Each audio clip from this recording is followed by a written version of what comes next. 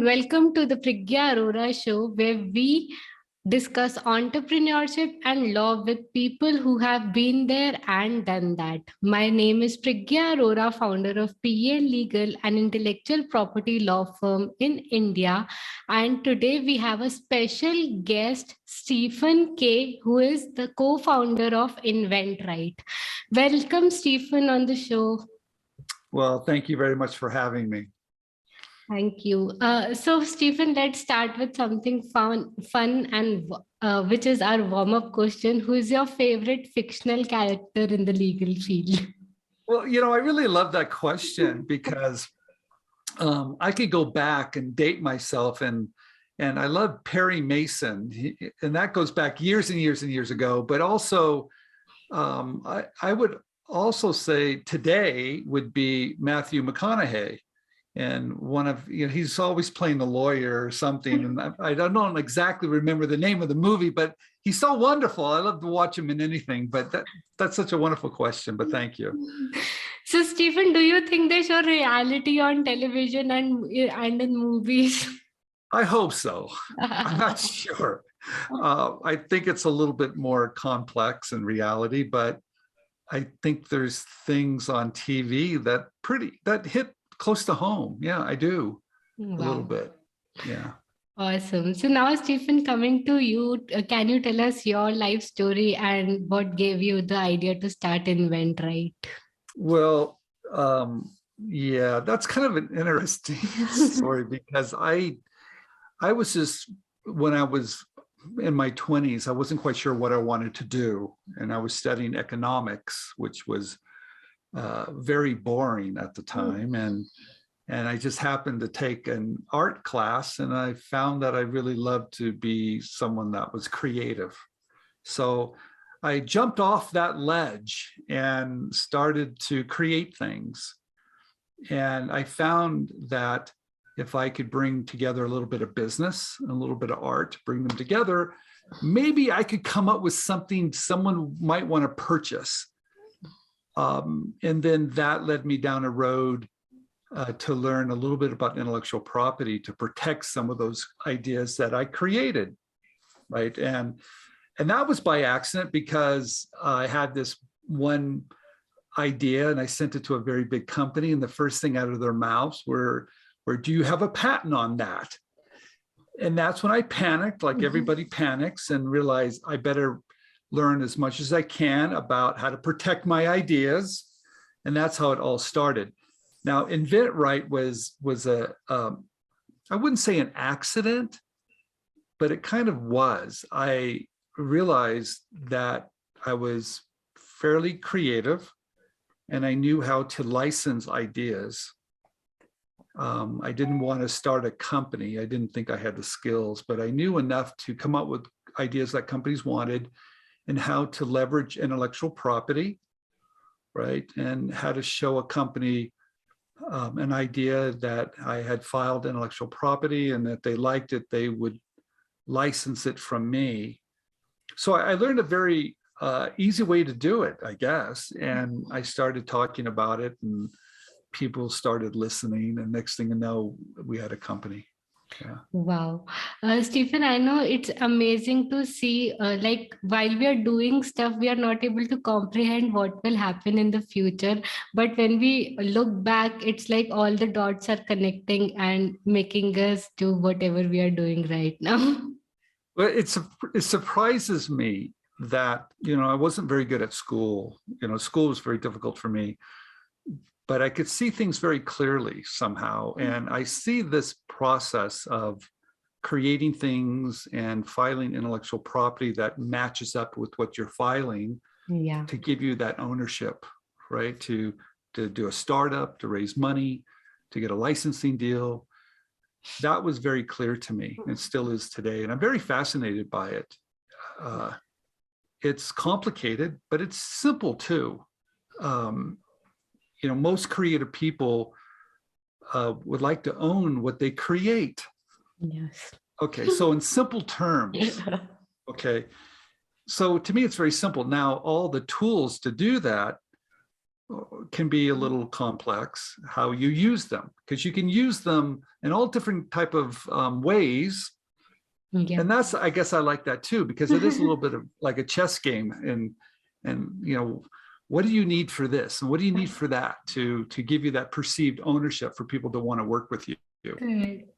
So, Stephen, a question just came into my mind. Has it ever happened that an inventor is not ready to give away his technology for whatever money he's getting, and he thinks, "No, I want the ownership, so I'll not assign this IP to anyone else." Has it ever happened? Well, inventors are very interesting. I think I wish more inventors would become entrepreneurs Yeah. and their mindset, because you have to be practical, kind of, and it's really business. Yes. I look at intellectual property from a business perspective. Okay.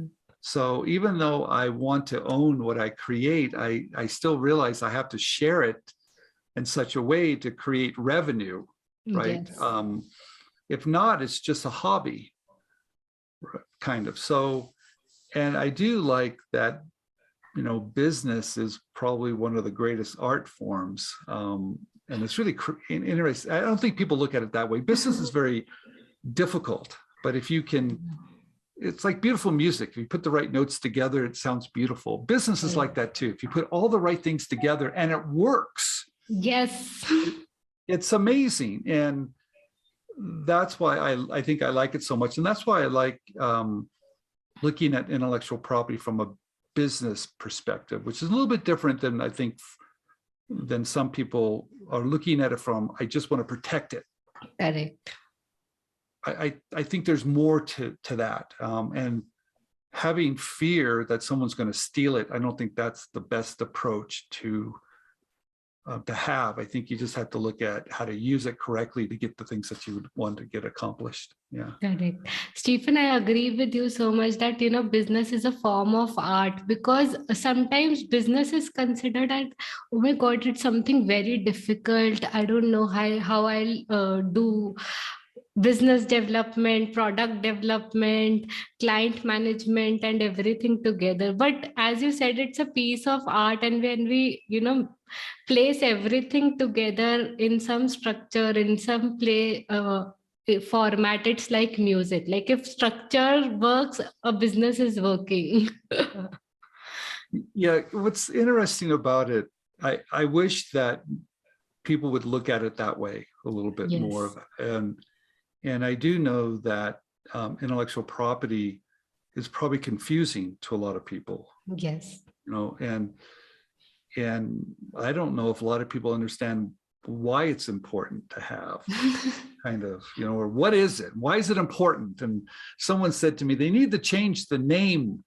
I go, what do you mean? Intellectual property? No one understands that. Change that name. So it's a very interesting world that we're provided with these great tools to own our creativity, type of thing, and manage it and license it and sell it and see it produced and see people use it and see the magic of innovation. It's a wonderful time. Yeah. So, Stephen, we talked to a lot of patent attorneys and regarding the process of patenting, how difficult it is in US, how it is there in Europe, how it is there in India.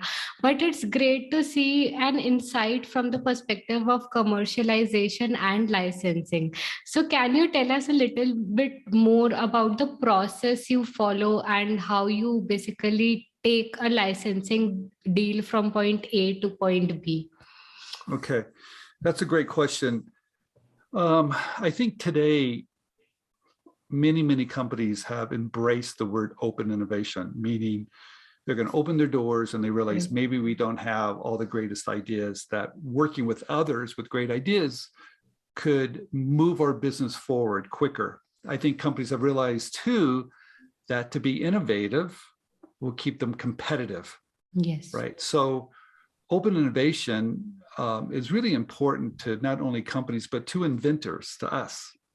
All right. So knowing that these companies need ideas from us to stay competitive. If not, they will soon probably go away. So that opportunity allows us creative people to put together our ideas and show those ideas to those companies. If they like it, they will license or rent that idea from us, and they'll pay us a royalty on each and every one they sell. Okay, that's really simple. I have an idea, I show it to you, you like it, you take it to market for me. Wow. And as an inventor, I don't have to do the heavy lifting. I don't have to do the manufacturing or the marketing. I'm just finding a company that is currently selling similar products on the market, and they need new ideas. Now, here's where the disconnect comes out sometimes. You have to identify the right company that is inventor friendly, that does want to work with creative people, that embraces open innovation. You have to make sure you have a product for them and show them an idea that their customers would want. Okay, that's simple, but maybe understand a little bit about how to market it correctly, the big benefit of it. Maybe if it can be manufactured at a price point people would buy it, very important. And then filing the correct intellectual property to give that company the ability to have maybe an advantage in the marketplace. So you really have to do all these things right. Although they're not hard to do, if you do them out of sequence, things don't quite work. But if you can do them all right, just like playing music, do all the things right, companies will love you. And yes, I get to see at InventRight probably more signed licensing deals than any company in the world. Yes, you have students all over the world, but it's a simple process. And companies, some companies want a lot of intellectual property, some companies want a little. They would love to own everything, but that's kind of hard to do. So they're practical too. Yeah. So I think that business model of licensing, your ideas, your creativity, should be taught more. Yes, right? It's not. And I will be speaking at the World Intellectual Property Forum, which is basically held in India, but I think this year it's going to be held in Bangkok. I will be speaking there, and I will be talking. My lecture is kind of interesting. I'm going to be talking of how to write better patents, how to write patents that are marketable, how to write patents that the market wants, how to write patents that have value. Awesome. Yeah, because I think sometimes we file patents, but we don't really realize how they're going to be commercialized. Yeah. And so no one wins when that happens. Yeah.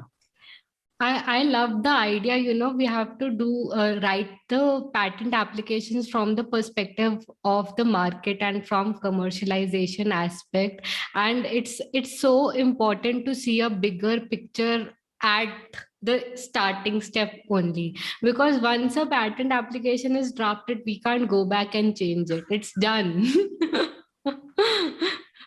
It's out there and it's done. I'm so glad you said this, because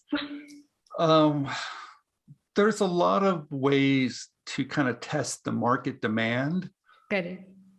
Okay, and it's not hard to do, but people just run out and file a patent maybe over fear, when if they did a little bit more homework and realize, okay, is there demand for it, but also filing that patent that maybe has a couple other things. I like a patent to have maybe some manufacturing. How do I actually make it? I think that's missing sometimes. Or how do I make it to where it can be produced at a price point people will buy? I think that's completely missed. I think the right material selection is sometimes, I don't know if it's you're hitting the target. Sometimes it's too broad. I think also workarounds and variations. You need to protect not only your little invention, but the innovation. And so when you start to look at all those things, you realize that really has value now, because you're doing much more than just filing on this one little thing. You're kind of opening it up, and you're giving a company the ability to expand, to do line extensions to grow it. So, but I don't know whose job that is. It's not the patent attorney's job because that's too much. Okay. Yeah. But it's that creator's job to collect that information and then give it to the patent attorney and go, this is what I need. So there's kind of this disconnect going on. It's crazy. I do believe that there's some improvement that can be done here, I think. And I just don't like to see intellectual property that's filed and it goes nowhere. I think that's an asset that's being wasted. Yeah. Yeah. I know it's sometimes kind of sad when we look like people get patents just to hang the certificates behind them, and they are probably of no value. Sometimes the claims are too narrow so that infringement can never happen, or too broad that it cannot be commercialized. so yeah, well, but then we're talking the same language. I do think there's a sense of pride that comes with getting a patent at first. I feel the same way. I'm very proud. Yeah. But then again, once you get beyond that, correct. Yeah, and like this is business, right? And you're right about being too narrow. You hit the nail on the head. How did we really use it? I'm involved in a packaging innovation you can see on the back, and that's a packaging innovation that eliminates the plastic rings on beverages that are terrible for the environment. And that packaging innovation was licensed to a very large packaging company, but it wasn't just the IP. It wasn't just patents that was licensed. It was more than that. It was knowledge. It was putting the right team together. It was giving confidence. It was all these things that build upon intellectual property, but it still uses it, but there's much more to it. Yes. And so I think that's what I would like to start to share with more and more people, of how to put the right pieces together so your ideas can be commercialized. Yeah. So you are doing this with your YouTube channel called Invent Right TV. So now coming to that, how did you thought of starting it, and how do you innovate with the content and keep it alive for the audience? Well, that was also by accident. I was asked to be on a TV show pilot for a TV show, and it was a couple days shoot, and I went and I did it, and I saw the little commercial they made or whatever, and I was terrible in it, and I watched myself on camera, and I thought I've got to do a better job. So one day I just told James, he's in my office, I said, James, turn on the computer, turn on the camera, and I'll just talk into the camera. And he did it, and one day we just put it up on YouTube, and I wasn't really thinking that people would care.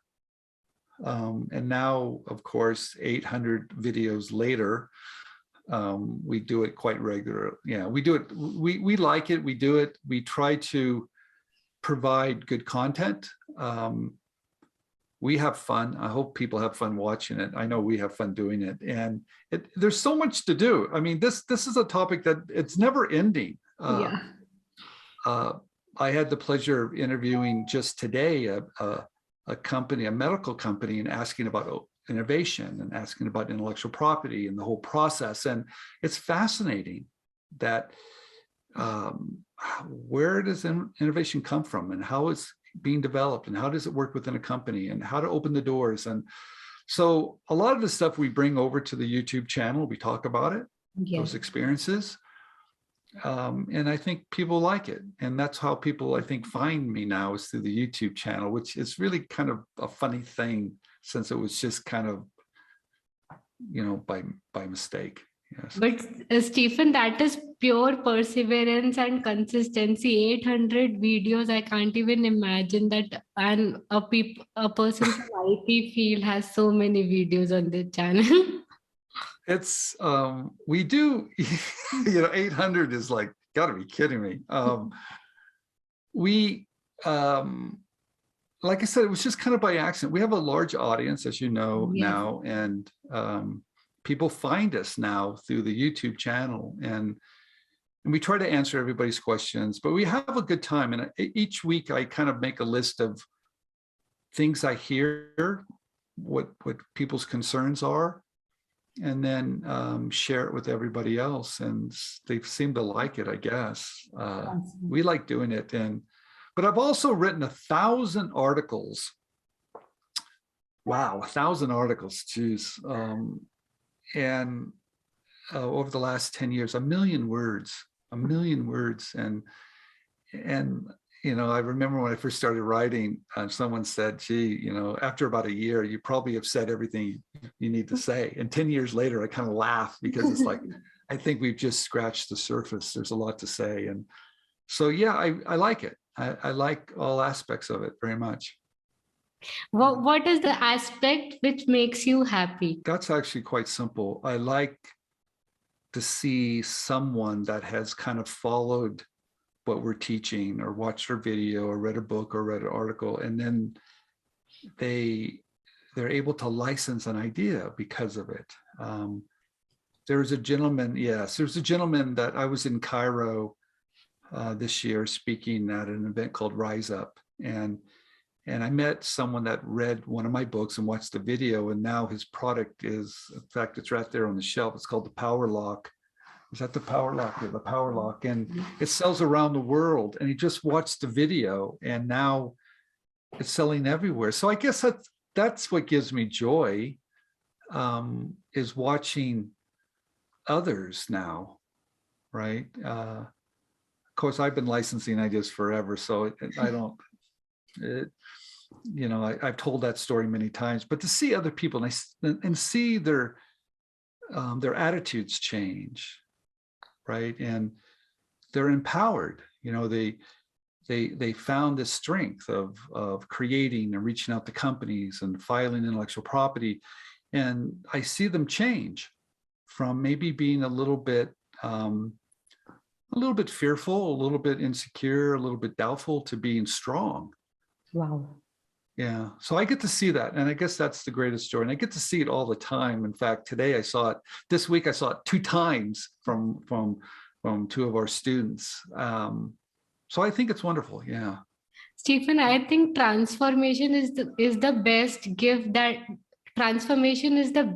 gift that we can give to anyone in the world. So you have been doing this, and you are great at it. So I would like to thank you on behalf of all the inventors for taking that step and at causing transformation in their lives, in their businesses. So thank you so much. Well, thank you. I occasionally, I have to tell this quick story. Someone from India, a teacher, asked me if I would teach their students. And I said, of course. And they were from 8 to 14 years old. And I said, okay. And they were learning STEM and learning how to code and stuff that's a little more technical than things I do. And so it was on Saturday, it's on Friday night for me, Saturday morning for them. And I remember I came on and all the kids didn't have their cameras on. It was on Zoom. Yeah. And I started showing them some of the silly things that I have designed, from silly things to packaging innovations. And slowly the camera started to pop up. And they could see that I was excited, and I could see that they saw the world of it, just opened their eyes of like, I can do anything. So it's amazing that the world has gotten so much smaller, right? Mm-hmm. And I know COVID has been so hard on everybody, but it's brought us a lot. It's brought us together too. Correct. So I don't think that would have happened for me to have that reach to people around the world through Zoom, if it wasn't for people kind of going indoors a little bit. So it's kind of an interesting time, right? We can all kind of connect, and we can work together, and we can see our dreams come true. Best time to develop relationships and connect with people. I think it's been so easy now, and 2 years ago, we used to travel the world. If I had to meet you, I'll have had to take appointment. And oh, Stephen, I'm coming to US. Can you give me half an hour of your time? And now it's like we are sitting on Zoom and chatting with each other towards a common goal. So yeah, that I like it. Some people, I guess, haven't got used to it yet, but InventRight has been a virtual company since, it started. So yeah. we've always been on Zoom or Skype, or we're very comfortable with that. And we just knew that if we really wanted to reach more people, we didn't want to be at some location. We wanted to be in the internet. So it's interesting how that's all kind of worked out, because now, we have students all over the world, and it's a much smaller place, so it's worked out well. Yeah. Stephen, now coming to you, like you have been so consistent, so persistent with everything. So I wanted to ask what keeps you on track, and how you stay motivated throughout your career. Yeah, that's a very interesting question. I guess someone asked me, I showed a picture of one of my products that I was showing companies and all the rejection letters.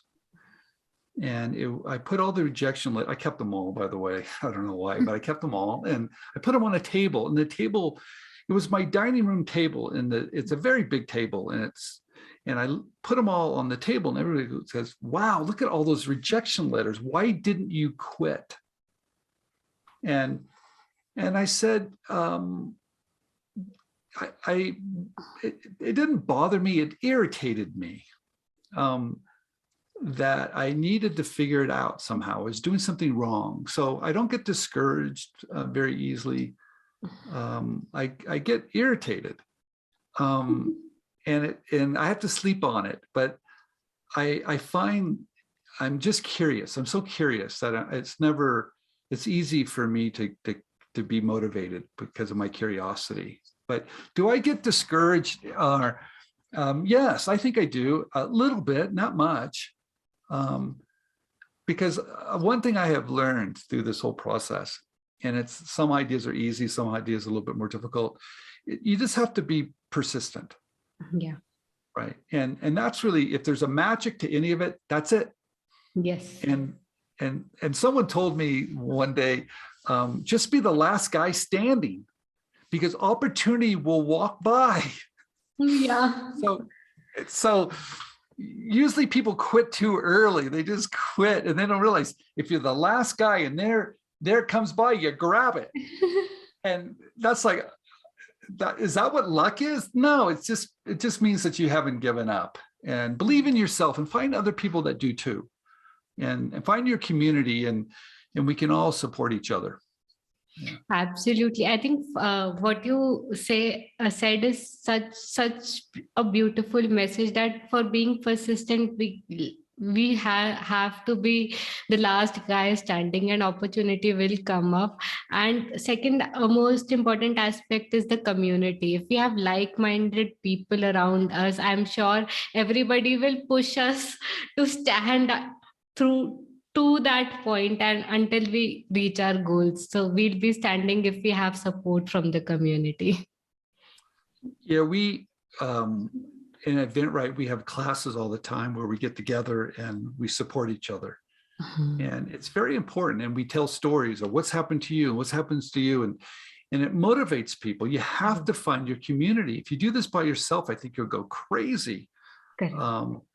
And your spouse or your friends are only want to hear about your idea a couple times, and then they're like, stop talking about it. So you have to find your like-minded individuals that love it too. It's like a businessman speaking about business 24 hours a day, and for people at home, oh my God, what why don't you have another life? Don't you have any other thing in life, any other better thing? No, I love working. You know what's really interesting about that? I had a patent examiner watch one of my YouTube videos. He called me yesterday, and he was so excited about the topic of office actions and what's going on at the USPTO. I mean, and I was excited too. And we were talking about it. And I said, thank you for calling me. And he says, I don't know who else to talk to about this. And I said, he goes, I can't talk to anybody I know. They think I'm crazy. So, yeah, I think it's really important to find people that understand it. They have, they know what you're going through a little bit too. Yeah. Yeah, because at times you're going to need that support, right? Because it's not going to be easy, and you're going to get a little discouraged, and you need someone that's in your team going, you can do this, keep at it. Yes. And I'm a big believer in building teams, yeah, too. So Stephen, now coming to our 3-to-1 rapid fire round very quickly. First is 3 things that you are grateful for. Oh, geez. I would say I'm grateful that I have a wonderful family, but I'm also having an amazing wife. Okay, I would say that's number one. I've been married for 33 years, so I think have to be very grateful for that. I think also I just have good friends and a good community, right? I think I have to be really thankful for that, and I think I'm also thankful that I'm at a point in my life where I think I can make a difference a little bit too. And I want to give back, and I'm thankful for the opportunity to be able to help. And I guess I'm really thankful that people even care. I'm always dumbfounded that they would even care, but they do. So they motivate me. And so I'm grateful for everything in my life. Yeah, very much. Friends, family, people, and the desire to help everybody. Great. So now 2 traits or habits that you think are useful for someone in our field. Well, I think, like we said before, you need to be determined. You need to be, I think you need a little, be able to have a little structure, even though you're creative, out of that chaos, you need a little structure. But I do think the one trait that's probably the most important is just being curious. Yeah. You have to be curious. You have to wonder why. Yes. And not be afraid to ask why or investigate or look around and just have an open mind, right? And listen to others, right? And I think the curiosity. I think one of the greatest things, I like to travel a lot and see other cultures and other things, because it gives me that curiosity of how things are done in different places. And I see some really amazing things that are really simple that but I also realize everybody's all the same. And it always brings me back to everybody is all the same. And but it's the curiosity, I think, is the greatest trait you need. Yeah. So determination, structure, and curiosity. Yeah. And now one aspiration that you have for the future. Yeah, I still have big dreams. It's interesting. I was telling someone, my career's just starting. And they're like, God, you've been doing it forever. And I said, well, yeah, I knew years ago that if I found something I truly loved to do, that I would probably do it forever. So I want to have an impact. I want to tear down barriers for people. I want people all over the world to be able to share their creativity with the world. So that's my big goal today, is how do I tear down the barriers? And I'm going to do that with education. I'm going to do that with showing by example. I'm going to do that by showing success. I'm going to do that by shining the light on others, right? So yeah, I still have a lot to do.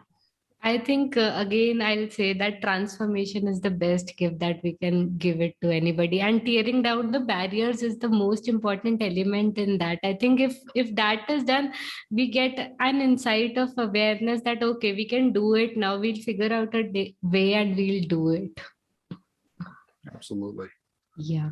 So, Stephen, to conclude, can you share some key takeaways for lawyers and legal entrepreneurs or any young entrepreneur? who would? Well, let's talk about the legal first. Yes. Okay, we'll start there. I would like to say if we need to work together. Yes. The creative person needs to work with their legal team, and because it is a partnership, and Correct. it's a partnership that if we both help each other become successful, we'll be working together for a long time. Yeah. So it is a partnership, and it's not a short-term thing, it's a long-term thing. So my patent attorney, John Farrell, I've been with him for over 25 years. I keep returning back to him. So it's a long-term. So anybody in the legal field, if you're looking at to really increase your business, find those people that find the people that you can truly help, that really value you, and they value, you both value each other to help each other. So that's a long-term goal, and I think everybody's going to be successful. The only advice I could give to inventors would be educate yourself, right? And don't be surprised, or learn as much as you can about the wonderful tools and about business and about all the aspects of all the big picture. And maybe there's things that that are kind of boring to you. Learn them anyway. Yeah, and because at the end of the day, it's all knowledge based. It's not a problem of patents or prototypes or money. It's a knowledge problem. So if you realize it that way, gather as much knowledge as you can and work with really great people, and just realize you're going to make some mistakes along the way, right? So, but keep at it, be persistent, and get toughen up a little bit. Yeah. So it's like gain knowledge and work with the right people. I think that are the most two important things that people should always have in mind. So yeah, with that, I would like to thank you. Thank you so much for your time and for being on the show. I love the conversation. I love that we both speak same language. And thank you so much, Stephen, for being here.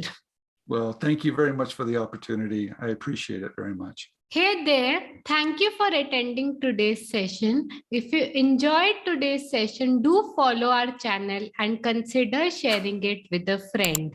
My name is Priggya Arora, daughter of inspiring parents, alumna of IIT Kharagpur, engineer turned lawyer and entrepreneur, and now founder of PA Legal, where we help creators and innovators protect their intellectual property. Thank you.